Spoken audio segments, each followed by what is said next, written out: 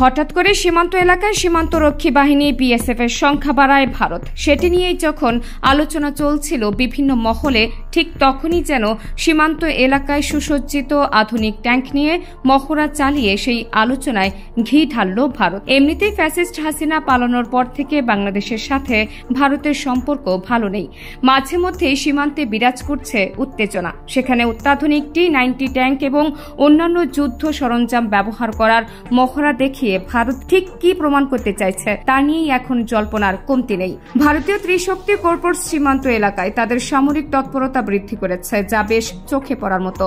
মহড়ায় ব্যবহার করা হয়েছে অত্যাধুনিক T-90 ট্যাঙ্কের সাথে আবার অত্যাধুনিক ভারী সব যুদ্ধ অস্ত্র।